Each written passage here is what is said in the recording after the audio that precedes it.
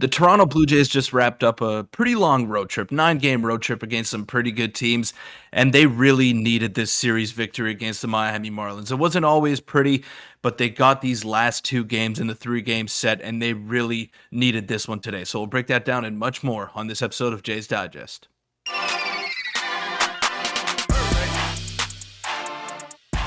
What's up, Jays fans? I'm your host, Peter Vryonis, alongside host Nick Gosse, and today was one of the more enjoyable games that the Toronto Blue Jays had played in recent memory, and they were hitting the ball all over the ballpark. It culminated with a Matt Chapman home run later on in that game, and the pitching was just overall solid. The bullpen did what they had to do. Kevin Gausman gave them a chance to win, as he always does, and today was just a good day. 2 wins in a row, and now they're off to hopefully a little bit of an easier schedule up ahead. Yeah, and like you said, it's probably the least stressful game that I've watched in a while and one of the most enjoyable because even some of the wins recently, the offense has been slumping or the pitching ended up just being horrible. But before we get into the video, make sure to hit the subscribe button. We are on the road to 7,500 subscribers. Your support's been unbelievable, and hopefully, like you said, the Jays can continue this winning ways. And today it started with that, and they got back on track, winning their second game in a row, winning the series against a red-hot Miami Marlins team who came into the series on fire, 10 games above 500, and now they're just a little bit worse after this series, which is good. And Peter,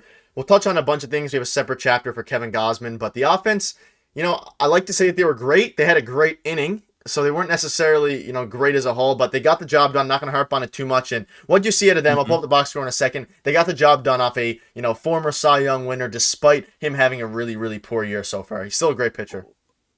There you go. You took the words right out of my mouth. I was going to say, we got to remember who they're going up against here. And Sandy Alcantara hasn't been very good in the regular season thus far, but he did win the Cy Young last season. And despite how bad he's been pitching this year, he's still got nasty stuff. That changeup is one of the best in all of baseball when he is locating it properly. His fastball sits at around 97, 98. So it's no easy task. It doesn't matter how he's pitching. So, the Jays really needed some luck, and they finally got it today. George Springer hit a chopper that bounced over the shortstop's head. They were getting a lot of scratch hits left, right, and center, but that's what they needed. They haven't been getting a lot of those breaks. They've been hitting a lot of balls hard right at people, and it's been very frustrating to watch, but they finally got the bounces today. And that Matt Chapman home run, that's a very good sign in the right direction because he has been smoking the ball lately, and hopefully he can find that form that he had earlier on in the season, because that will help out the lineup so much going forward. Yeah, and like you said, they've been, despite their offense necessarily not producing, they've been smoking the ball as of late and getting, what most fans would say, quite unlucky. And today, they got quite lucky, so it's great to see. We'll go over the box score here now. George Springer is starting to swing the bat much better. A lot of guys, you'll notice now, are starting to heat up a little bit. Aside from Vladimir Guerrero Jr., of course, which is moving down into the 5-hole is a little bit sad. But Whit Merrifield 1 for 5. Brendan Belt is a very welcome sign back. Matt Chapman, who we'll touch on again in a second, he had an absolute rocket. He got a walk. He had another hit. Kevin Biggio's been on fire, and I texted you as a joke saying that he's been kind of one of our better hitters as of late. And of course, Espinal on the bottom of the lineup got it done as well. So Peter, a very, very impressive game from them, and a lot of guys are starting to get hot now, and specifically Matt Chapman. Yeah, he was one of the worst hitters in the month of June and in the month of May and June early on thus far, but he's really starting to smoke the ball to all fields, and he's gotten a little bit unlucky in past games, hitting it right at people. But you could tell that Matt Chapman is going well when he is hitting the ball hard, and he's not swinging over the top of some of those pitches, and he's not popping up or hitting weak ground balls. So if he can hit his stride, if he can find some semblance of that early season Matt Chapman, not the MVP Matt Chapman that Somewhere in the we middle. were we were talking about, but yeah, somewhere in the middle. Just you don't have to be the greatest hitter on the planet, but don't be the worst hitter on the planet either. That's all we're asking for here, Matt. But he has been very good in the past week or so, and it's starting to come around for him. Hopefully, Vladdy can follow suit as well. But Whit Merrifield's been stroking it. It's great to have Brandon Belt back and healthy. Hopefully he can keep making an impact on this team as well. But very, very good to see sort of an offensive outburst in today's game, and got to keep it going moving forward. And you got the Oakland A's coming up here soon, so maybe that's a chance for them to keep doing that. Yeah, and we'll touch on that in a minute here, but very, very good out of the offense. And overall, If some guys start to get it going, like Matt Chapman and specifically Vladdy, who's been hitting the ball hard all season but hasn't necessarily got it in the air, we'll be in very, very good shape. But let's touch on Kevin Gausman now in the pitching. Gausman gets it done. He didn't have his best stuff today. His command was a little bit wonky. He was getting hit a little bit hard, but he ultimately, he got it done. John Schneider sent him out there for the seventh inning and ultimately didn't get an out, unfortunately. But as a whole, a very solid start. They're going 6 innings, 8 hits, 3 earned runs, only 1 walk with 6 strikeouts, and that strikeout number's lower than usual. They weren't biting on splitter as much. The bullpen is great, which we'll touch on in a minute. But what do you see out of Kevin Gausman today? Despite necessarily not being on his A-plus game, he still battled very, very hard and had a very, very good start. And he is our ace, and this was a win that was very, very important with the off day tomorrow, especially just for the team morale, if anything else. That's what the great ones do, Nick. They find ways to give you chances to win, and that's what Kevin Gausman did today. He didn't have his A-plus stuff. He's going up against a pretty pesky lineup in the Miami Marlins, led by Luis Arias, a guy who never strikes out.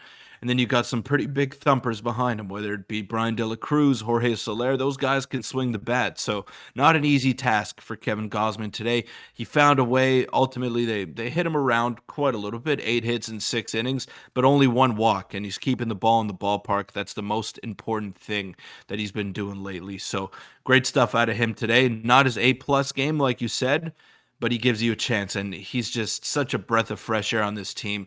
Gives you such a sense of confidence as a fan every time he steps foot on that rubber for the Toronto Blue Jays. Yeah, and even when he has kind of off games like he did the in his last start, he just comes back out and bounces back and ultimately gave us a wonderful start. And let's give some praise to the bullpen. Eric Swanson got out of a bit of a jam there off of Kevin Gausman in the seventh inning, giving back-to-back hits up. Did a great job, Eric Swanson. And Trevor Richards has kind of turned into a bit of an unsung hero for us this season. He's with Alek Manoah being sent down. He's starting games. He did very, very solid. He's now coming in because obviously Nate Pearson had a pretty rough outing the past couple of outings. I guess they didn't want to use him in the eighth inning. And they wanted, of course, to use Eric Swanson because it was a higher leverage situation in the seventh inning. But Trevor Richards, a very clean 1-2-3 inning. His ERA is below 4. It's in the threes now. He's doing very solid. And Jordan Romano with a fairly-ish, I was a bit of a scary ninth inning, but he ultimately, got it done there. And Trevor Richards has been killing it, and overall, a very good game out of the pitching staff, very good game out of the hitters. And looking ahead now, we have a bit of a weaker schedule coming up. You mentioned the Oakland Athletics, which are, of course, not a very good team at all, one of the worst teams we've seen in a while. But if we can just get the job done against them, sweep them, I don't think a sweep is too crazy to ask for. And we do have a lighter schedule. We're finally able to say that fairly confidently. We have a lighter schedule going forward, which is time for us to make up some ground. And especially with the trade deadline coming up, this will really kind of, shape the direction a little bit for the Jays, maybe even their front office. But we also have people like Chad Green, Hyun-Jin Ryu coming back. So it's an exciting time to be a Jays fan. But with the weaker schedule ahead, I think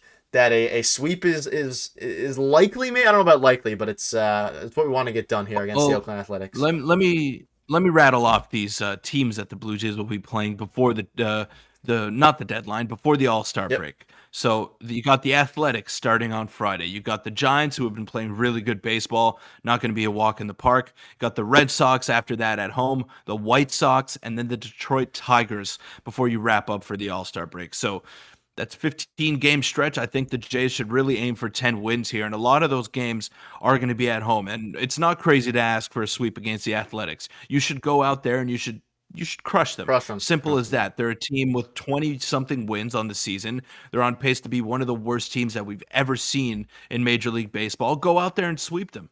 It's as simple as that. And they have a pretty good offense. As bad as the Oakland A's are, they're not that easy to pitch to. So I want to see the Blue Jays put up some runs against them, give their back end of the bullpen guys some rest, some days off, not have to win a 3-2 ball game against Oakland, and then just keep it going over these next 15 games. Build some momentum heading into the break. Try to go 10 games over 500 heading into the break, and then you're in pretty good shape once you do get Chad Green back, maybe Hyun-Jin Ryu back, and maybe you make some additions along the way as well. Yeah, and as bad as the Blue Jays have been the whole season really, but especially the past few weeks, they haven't lost too much ground on the wild card spot. Obviously, winning the AL East is kind of out of the picture now. But if they could get hot, they're only, as of now, I guess, a half game back because the Yankees haven't played yet in the Astros. Yeah. But they're very, very within the race. They didn't lose too much ground because the Astros and Yankees are injured. Aaron Judge, Yordan Alvarez, and players like that. But another, interesting point is that Alek Manoah is still in the minors. Maybe he could be someone who comes back up. We don't know who's scheduled for Canada Day yet. The Jays have, lined up their rotation where they won't need to use a bullpen day until Canada Day. So we'll see what happens there. But any final thoughts before we wrap up this video? And we have an off day tomorrow, so we might have a video for you guys then. But if not, then we'll be back on the day after. Yeah. Yeah, well, Nick, we say it all the time, right? And we look at the Phillies of last year. They won 86 games. They got into the Just get in. playoffs, and they got hot. So all you got to do, get in, get hot once you get there, and then let faith take you the rest of the way. So the Blue Jays just got to keep playing decent enough baseball to tread water, get into the playoffs, sneak into one of those final wild card spots, because the Yankees are not healthy right now. The Astros are not healthy, and you got a legitimate chance to gain some ground if you can play good baseball for a week or two here for the Toronto Blue Jays. So get in, get into the playoffs, get hot once you're there. Then could be making history come October. Who knows? Yeah, we don't want to get too ahead of ourselves, but as bad as the Jays have been, we are very, very fortunate that we haven't became, 4 or 5 games out of the race like you may have thought coming into the stretch. But that'll wrap up the video. Thank you guys for watching, and hopefully the Blue Jays can go ahead and sweep the Athletics.